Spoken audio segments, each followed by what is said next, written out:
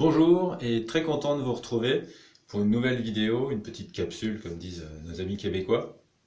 Aujourd'hui nous allons parler des personas. Alors qu'est-ce qu'un persona?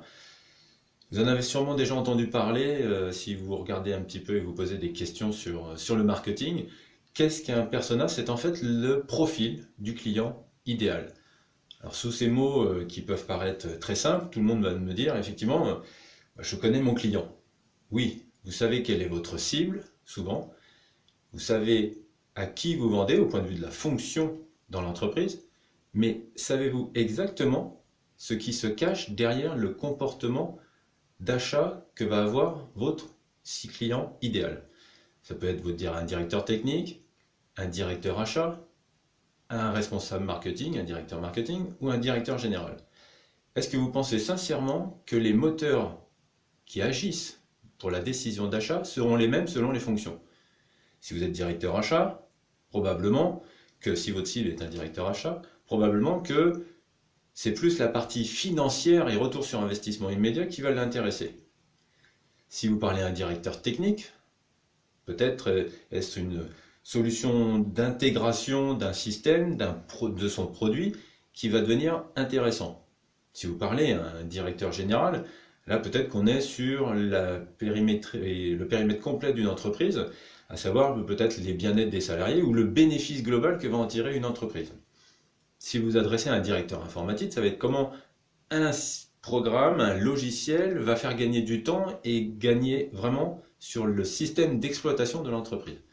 Derrière ces 5 ou 4 ou 5 profils types se cachent complètement des comportements qui vont être différents.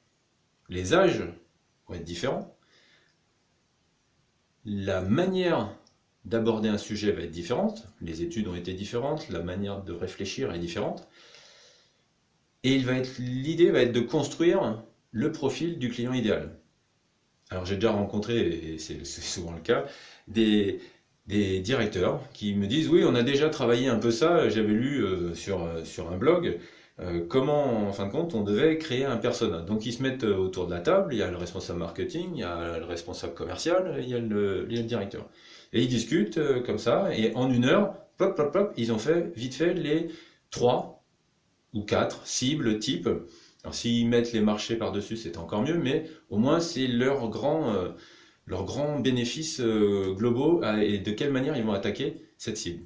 Mais ils restent complètement dans leur profil qui est de créer une réponse technique aux bénéfices que le client pourrait tirer. Et c'est pas suffisant.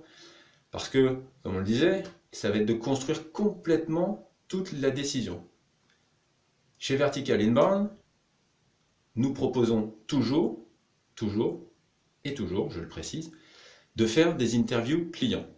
C'est le seul moyen d'aller décortiquer réellement quels sont les moteurs décisionnels de l'achat.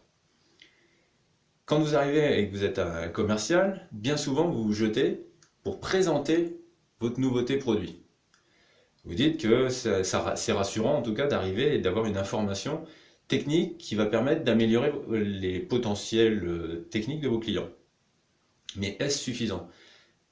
Est-ce qu'il ne serait pas intéressant, d'après vous, de quand même avoir beaucoup plus d'éléments sur la manière dont il va acheter, sur quel site il se renseigne, sur quels sont chez lui les vrais moteurs qui l'amènent à décider. Quand on a interviewé pendant 2 ou 3 semaines, bon c'est rarement aussi long, mais c'est la difficulté des fois d'avoir les bons clients, on a défini réellement comment une personne décide, on se réunit dans l'entreprise, et à ce moment-là, on va travailler réellement 2, 3 profils types qui vont correspondre à ce que les blogs, les articles de blog vont cibler dans la manière de présenter. Comme je vous disais, on n'écrit pas les mêmes choses pour des cibles différentes.